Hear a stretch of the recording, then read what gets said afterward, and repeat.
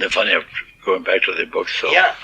Abbott bought them, and he said, can you manage to have them delivered to me? So I had somebody had a truck and loaded them carefully and sent them. Then when Rosenbaum called and said those books should be in John's library at the university, so I called Abbott Ball. I said, I'm sorry, but could I have the books back? I'll return your money, because Dr. Rosenbaum would like to have them in the library. Oh, of course, no problem. It's very nice. You know, he might have said, no, the sale is a sale. I mean, if he were a different type of person. Because he really was interested in the books. How had he got to know John? That I don't know, but when a friend of mine was having problems with feminine organs of something with her womb or something, and she couldn't afford she didn't have Medicare yet. She was too young, and she couldn't afford it on her own. So I said to John, is there any way we can help her to have whatever she needs medically? And he said, oh yes. He said, I can arrange that. He got Dr. Abbott Ball. He inspected. He did a hysterectomy or whatever he did. But that's all I knew. And I know he was very solicitous to help when John died. He called me and said, anything I can do for you and help. He said, I'll buy the library. That's when I never saw him. No, I must try and get into. I would like to get into contact with him, so I'll see whether I can do that. Is Rosenbaum still alive? No, he died 2 years ago now. I went to Albuquerque and visited Hilton in Albuquerque. Because he would know. I think he probably would know who Abbott Ball is. Yeah. I think he was also a friend of Professor Yerushalmi. Yes. Yeah. Very. I think he spoke at the memorial. Yerushalmi. Yeah. Whom I did meet. Huh? Whom I did meet. Oh, really? Yerushalmi is terrifically distinguished nowadays. Great man. Is he still in New York? Yeah, he's professor at Columbia University. University. Yeah, he runs the Jewish Studies department. He's written. A very nice person. I mean, a little bit I knew, but I only met him at the memorial. It was very touching memorial because all the people spoke with such warmth and such. You felt that they were really involved, honest. I mean, not just I have to make a little speech and say something. You felt that they were really saying something they felt. Rosenbaum, Auden, Yerushalmi, and some others. Stephen Bauer spoke, and Tony Schwartz. Schwartz, yes. Oh yeah, John liked him very much. He did all the sound things for him. John had the latest equipment in sound. And then at the end is it Marianne Anderson singing? Marianne Anderson, yes. Got the whole world in my hands. Yeah, he got the whole world in his hands. Yes. She sang at Swarthmore. She when did? John was there. Really? Yes, she gave a big concert there. So I wonder whether that wasn't. Well, no, John was taken by the quality of a voice. He did. Sometimes he didn't even know who the singer was, and he'd forget. But the voice, the quality of the voice, or the something, would reach him, and he'd get very emotional about it. And I heard Marianne Anderson in Wisconsin, I'll never forget. And she had such a big crowd, a big audience, that the auditorium of the university was not large enough. So she had to sing in a big barn. And her first words was, she said, I've sung every place in the world, but never in a barn. It was attractive, everybody laughed. But, I mean, at the memorial, it was just a recording that was played. Oh, yes. Yeah. No, by that time, Marianne Anderson had no more voice. She was living in Connecticut, retired. Actually, her voice went quite a few years before. I mean, it was getting very wobbly, and her register wasn't always just right. But John loved her, and he loved many of the blues singers, black blues singers, like Billie Holiday and All right. Dinah Washington, what was her name? Bessie Smith. He had a collection of all these black blues singers. Did he listen to Elvis Presley? Or? No. The only male popular singer of the time was Frankie Avalon. He liked him. But I liked him. He had recordings of Frankie Avalon. And the other one was a little cloud that cried or something. Do you remember that singer that was very sensational? Everybody was mad about him. Johnny Ray. John loved him. So it really brought taste in music. Oh yes. Yeah. When your sweetheart writes a letter of goodbye was one of his favorites. The Johnny Ray sings. He was very eclectic in his musical likes. The only one we always had big arguments because I liked Wagner very much and John didn't. Too German. Oh yes, he says.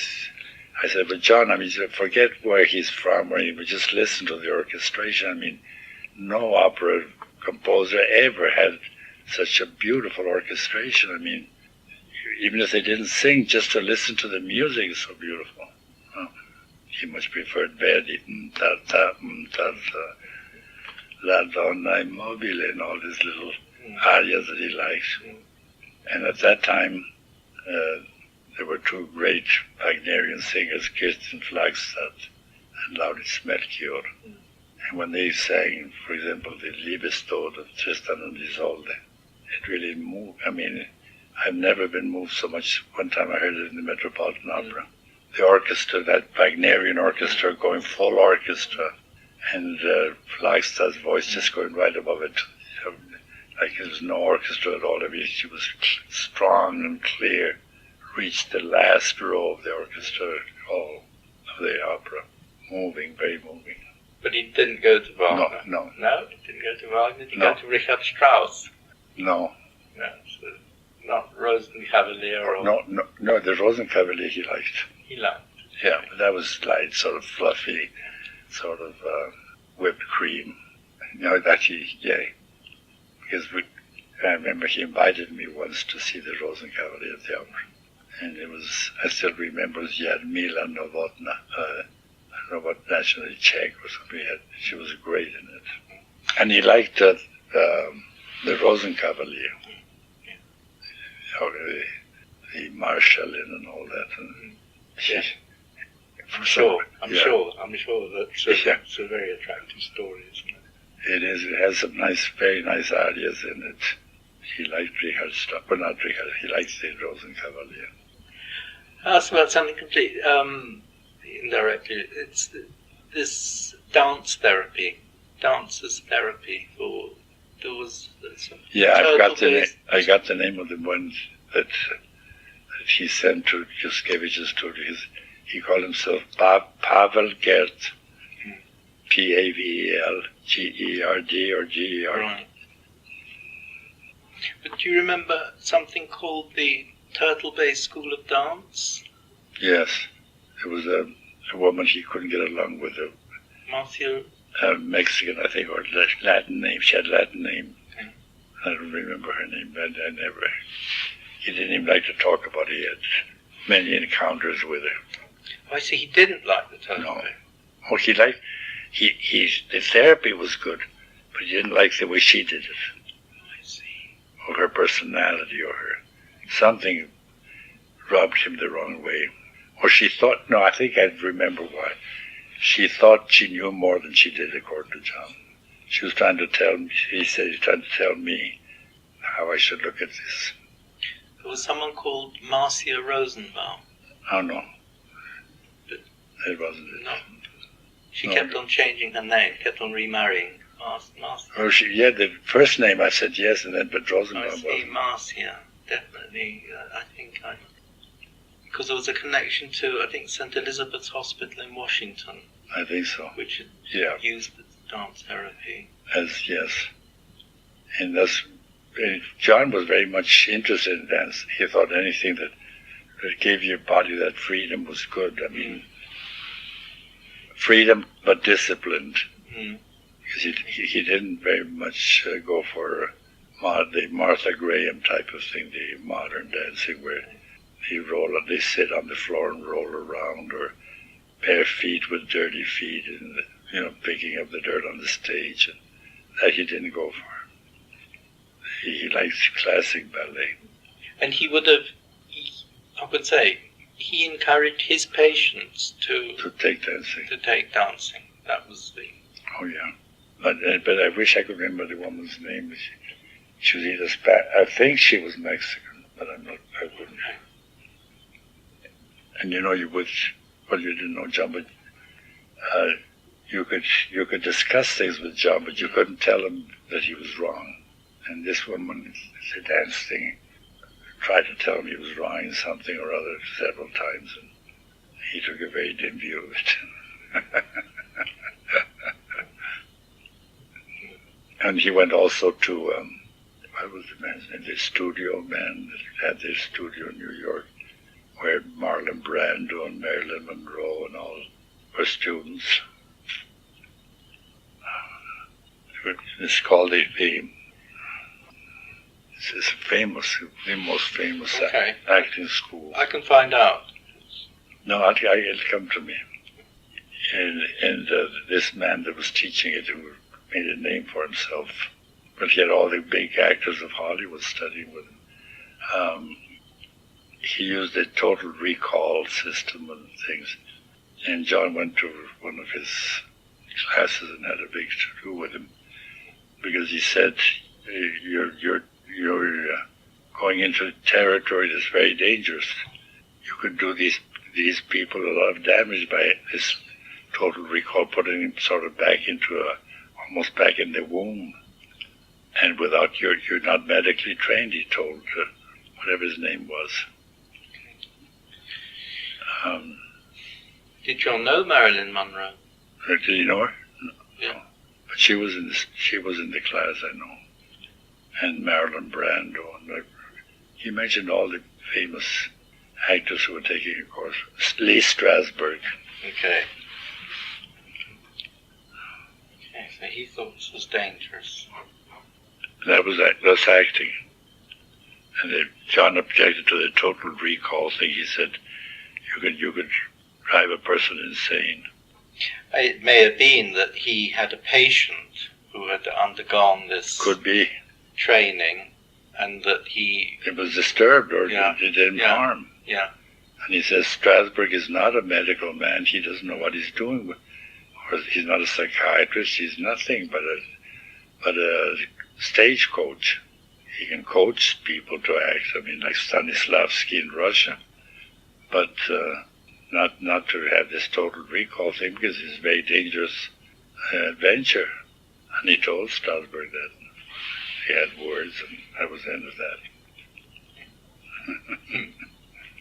that.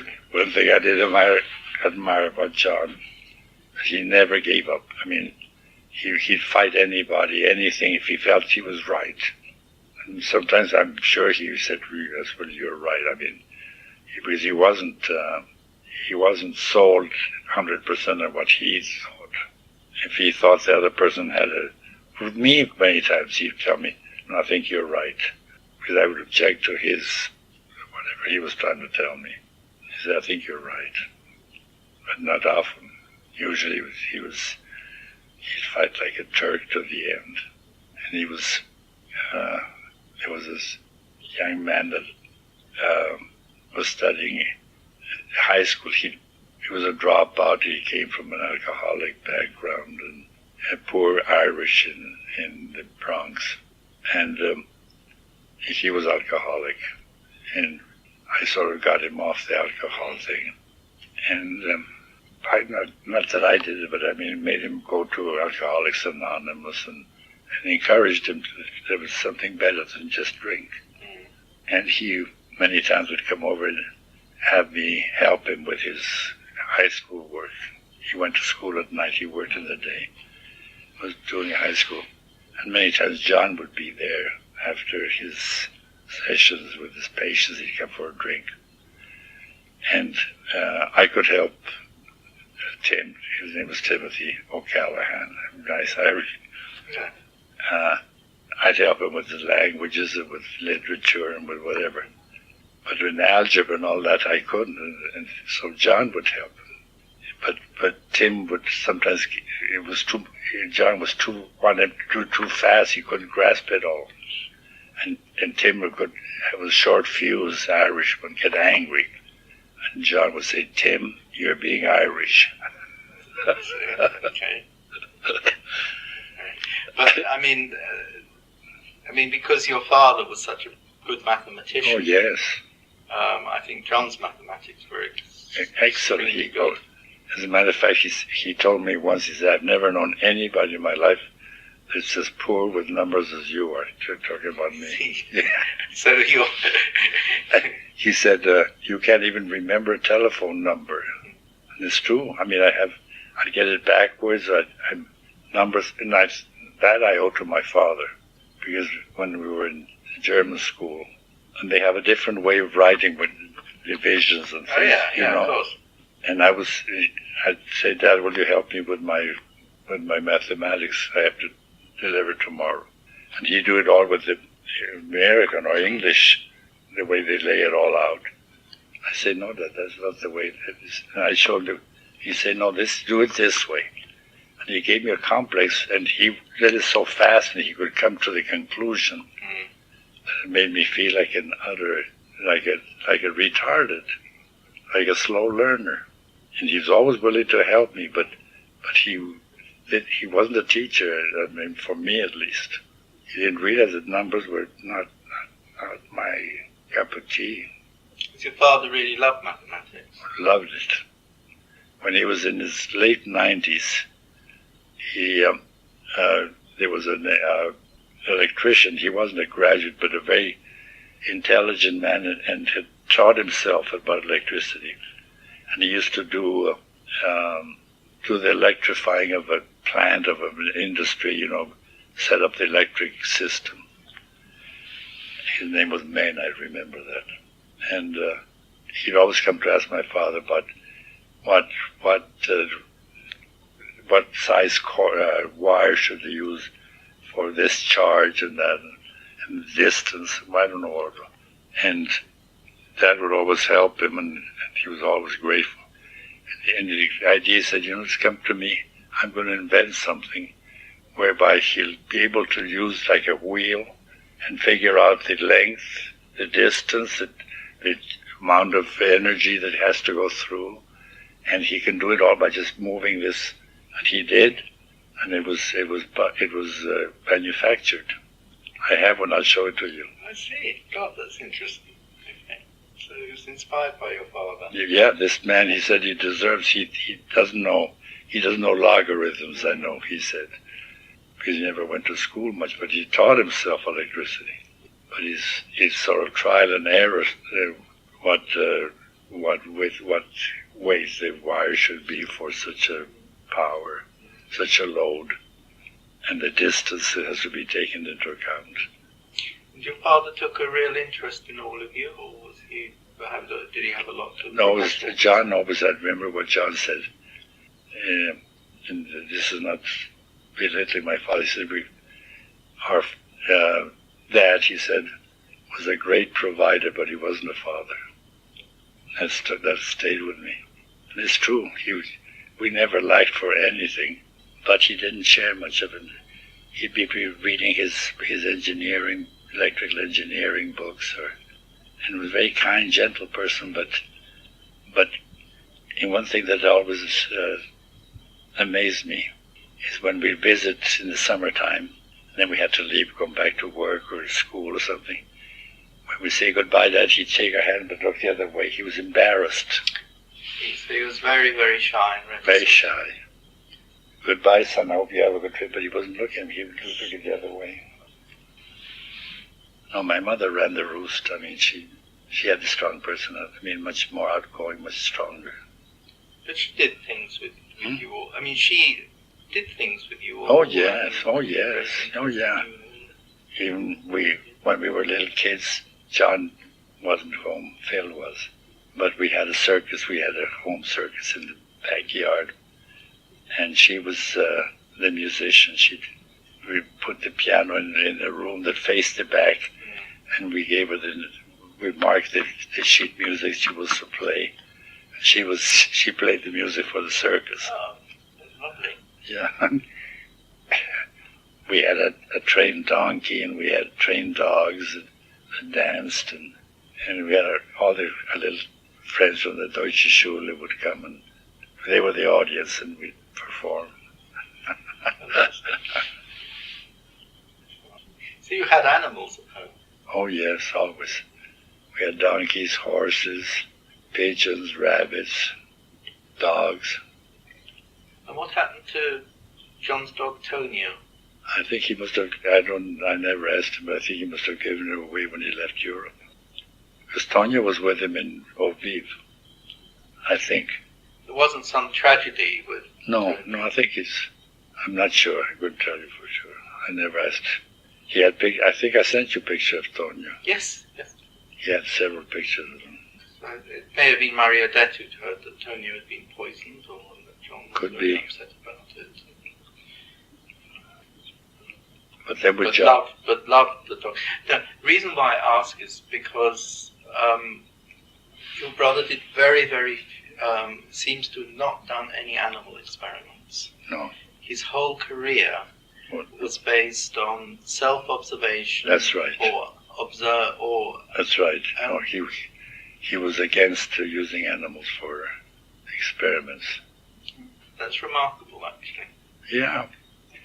We had a friend in New York. Her name was... anyway, she was a researcher at the Rockefeller Institute. I don't know if it was yellow fever or malaria. I think yellow fever with monkeys, with what they came from India, a special type of monkey. And I remember John told her that he thought it was terrible what those monkeys went through. So this would have been in the 1950s or 60s? Yes. In the 60s? Or? 60s. Delphine Clark was a doctor. Right, okay. She's dead now, but she was sort of the head of that department of yellow fever at Rockefeller. Because it is remarkable just to do this, this work without animal experiments at all, to want to go into neuropathology. Yeah, I know, but he didn't. He didn't. Maybe at college we must have used them because they used them there, I imagine, in the labs. I think it would have been unavoidable, but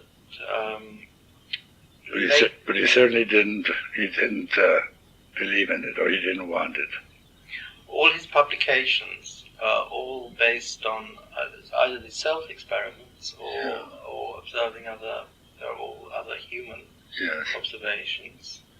The very interesting one about Mississippi, about his observations Selma. on blacks in Mississippi. Selma, when he went on that march. Well, tell me. He went with when I know not too much about it, but remember when Martin Luther King made the march to, I think it was Selma, Mississippi, and John was beaten. He showed me the welts on his back by the police. He had horrible welts where they'd beaten the bejesus out of him. And there again he was marching because he thought the blacks had been mistreated and had been downtrodden. This was in 1964, was it the year before? Shortly before he died. And it was 64, the famous Selma March, and the police had him. He was bitten by police dogs that the police had. Those like German shepherds, and he was beaten. He showed me his back was two big welts, were really beaten hard. So this is in Mississippi. And the march, he went the whole march with him. Was that something new that John became engaged with civil rights, or did that? Yeah, I think so, because he had an experience in England. There was nothing like that, I don't think. Was there? I mean, I don't know. He he did all sorts of assistance in I mean, England. but were they black? You don't have the black problem then, no. There was in Britain. He worked with Lord Longford, and there was particularly for rehabilitating people who'd been imprisoned and often unjustly imprisoned, particularly that I knew. Who'd been imprisoned, yes. and providing assistance. And he felt that law was just completely unjust. Well, I think in Lviv they took some people out of prison. That they took them to Lviv. Really? I think so. That people had been unjustly jailed. And as I remember, he swore to be responsible for them. He went though to Mississippi in the 1930s. No, this was Harvard, but he went then for this Harvard grant study. Oh. And then he writes an article saying, look, there is no difference in the physiology between a black and a white. So interesting. Then another doctor came out later. Do you remember him saying that the blacks did not have the mentality the whites have because they don't have the brain capacity? Remember, it caused quite a furor. They shut him up. That they simply, it wasn't that they were slow, it's just that they didn't have the brain capacity. Their brain was smaller. I didn't pay much attention because those things don't, it upset me and I could do nothing about it. I think there was, because there was such ingrained racism at that time. Oh, yes. The brothers stood apart. Oh, yeah. He was always for the underdog. Very much like Cervantes, like Quixote, like Cervantes' figure. And I told him, and I've mentioned many times to him, I said, you remind me so much of Don Quixote. He meets this farm girl, smelly, dirty, ignorant farm girl, and he, in his mind, he makes her Dulcinea del Toboso, a beautiful, elegant woman, trying to, from this very base material, make a princess or something, come out beautiful.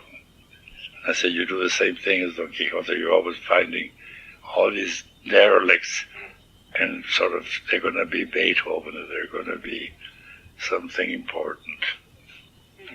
And with Gert, that dancer, he asked me to go and watch their class and give him my opinion.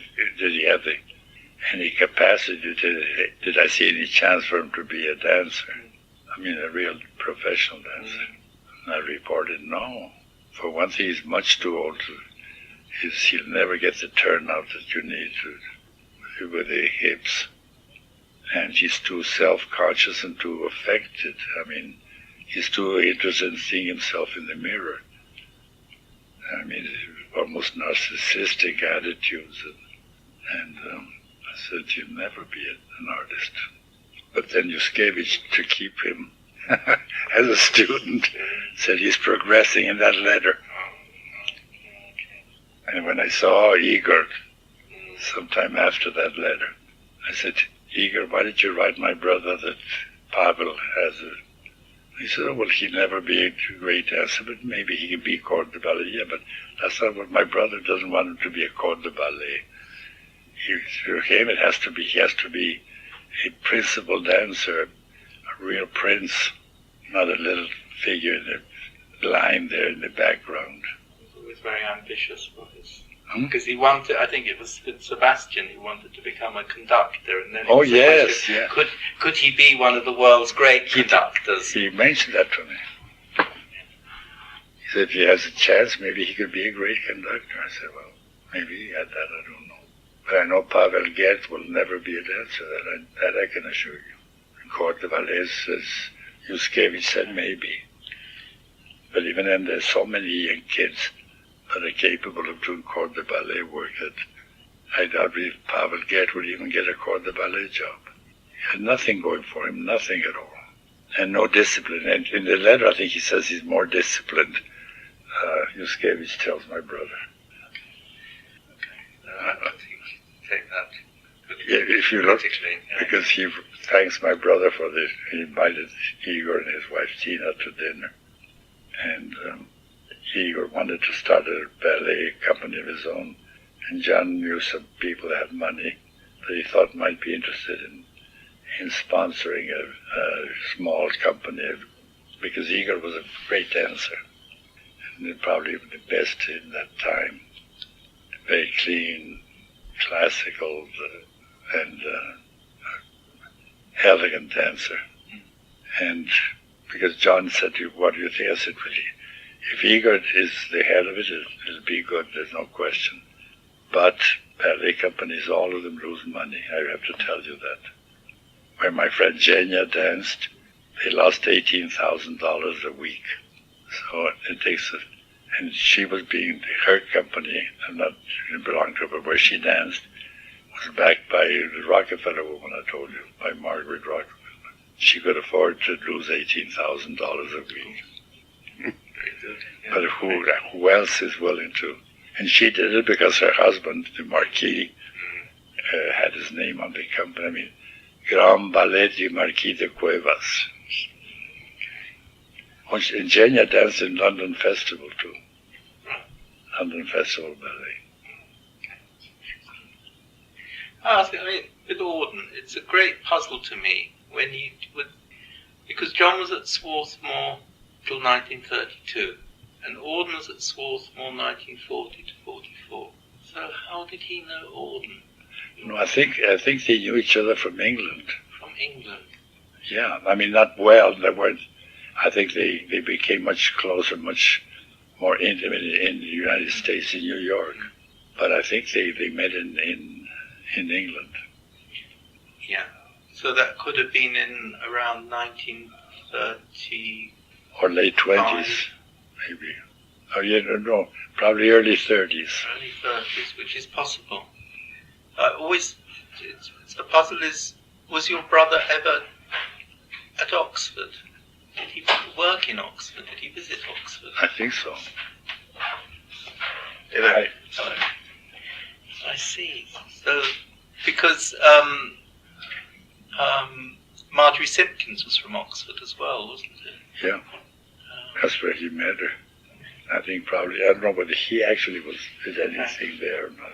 There was a Jungian psychotherapist called Layard. The name doesn't ring any bells, because Auden was very interested in this Auden was in therapy with this Jungian called John Layard. Where? In Oxford. In Oxford, and your brother he writes about a Mrs. Layard at one stage, and so that I wonder whether Layard wasn't something. It might have been through that they met. Yeah, I don't know. First of all, I didn't like to inquire. I didn't like to ask direct questions because none of my business, I mean. But like Chris Isherwood and Spender and all those, I think he knew them all in Europe. I must have. Because by the time John came to New York, Christopher Isherwood had been living in Hollywood writing screen scripts. So it wasn't here that they met. So he could have. I wonder who was and T.S. Eliot as well. Did John ever say anything about his knowing Eliot? I mean, there's that book which he dedicated Eliot. Yeah, but Eliot he definitely met in England. You think before the war or? Before the war. Because I think didn't Eliot convert to Catholicism? Yes, I think he did. Could be. I know Auden converted to Anglicanism. Yes. And Eliot was also, Eliot, certainly the religion is very important in Eliot's work. Yeah. I'm sure he converted to Catholicism. There's Graham Greene who converted to Catholicism. Yes.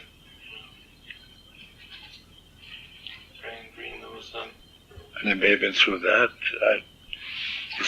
All is conjecture because, when half of this, why didn't I ask some of these questions? But I don't like to ask questions, and if he didn't mention it, I'd just let it go.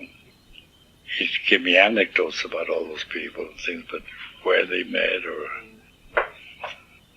It is possible that they knew each other in England. I think that's what I'll never forget one time Auden wanted to see John, but he couldn't go all the way up to where John lived. So John called me and said, could we use your apartment? Because it's sort of midway, not far for Auden, not far for me. I said, sure. And that day the meeting was taking place, Auden arrived. It was snowing, but terrible, heavy snow. And he had this big overcoat down to his ankles almost. He looked like a bear and covered with snow. And I said, let me take your coat out, Hank. Oh, be careful with Mother. She's getting very old.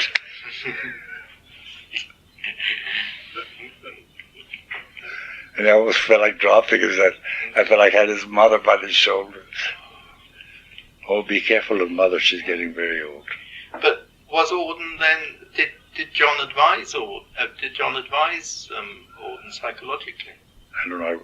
I disappeared because he said we'd like to meet, and I said, well, you can have the apartment, and I'll make myself scarce. And I don't know what they talked about, what went on. I wonder because Auden says in the memorial meeting, when I want to contact John Thompson, I always just got his answer phone. Oh, yeah. But it was as if, there were times there was a real want need. To see him. That I know. Need. Yeah. That I know. But what? I don't know. But definitely, because Auden was the one who said, could we meet in my apartment? He told John, could we meet in somewhere midtown? Because Auden would have then been visiting from Austria or where, later on. What? Auden had moved to Europe later. Oh, yes, he went to Austria. Yeah. And I remember he came back to New York and saw John. And he told John that he'd gone to Mass in some little town where they bought a house. He and... Kirchstetten. Huh? Kirchstetten. Oh, yeah, something like that. And that while he was in Mass, they had stolen his car. And he said, John, it's simply not done. It seems so ridiculous. Simply not done. It was very well done. They waltzed off with his car. And then they met in Ischia. Auden rented a place or bought a place, and John went to spend some time with him.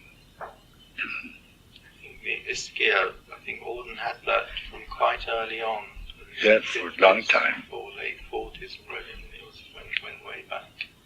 That's when he wrote the poem Farewell to the Mezzogiorno. Did you read that? Have you ever read that? No, I haven't read that one. I have it. I'll give it to you before you go. He's a wonderful poet. And there's one line at the end that always impressed me, talking about Ischia or southern Italy. He said, one doesn't always remember why one was happy, but one never forgets that one was. Beautifully said. You can always remember why you were happy, but you never forget that you were. No, I mean, it's a wonderful, the relationship between John and I sometimes feel that your brother follows up links of Auden and to Spender, to Julian Huxley, that it became very important for your brother, sort of the Auden's world, opened doors for your brother, perhaps. Probably. It was enduring, and it's, I think, remarkable. When Auden was invited... you said, excuse me. Yeah, he also, I think I sent you a picture, do you have it already, of Queen Juliana of the Netherlands? With Blackie. Blackie the dog. Blackie the dog, yeah, that's right. Yeah, Blackie. Yeah. There's some of those pictures, Cahal Blackie Wilhelmina, the Maritain. Those photos are at Albert Einstein. They are? Yeah, Good. I've seen those 3 photos there. Good. See, the library to me was like providing me with clues. Oh, yes. Yes. Who who arranged the memorial meeting? Was that Milton? Rosenbaum. Yeah, did he Yeah, make the invitation to yeah. speak? I didn't know Rosenbaum, but the one I had contact with Bauer, and he was very much involved in the memorial, so probably he worked with Rosenbaum to get them all together. I mean, set the date, the place. I think it was so fitting, that meeting. Oh, yes. People spoke, so it's tremendous. And I was surprised at how many people were present. Because it was quite a while after he died. Of course, I didn't know them, but I imagine they were the students or associates, colleagues, but the auditorium was quite full. See, you didn't know people who were there? No. Didn't know anybody. I knew Auden. I knew Yerushalmi.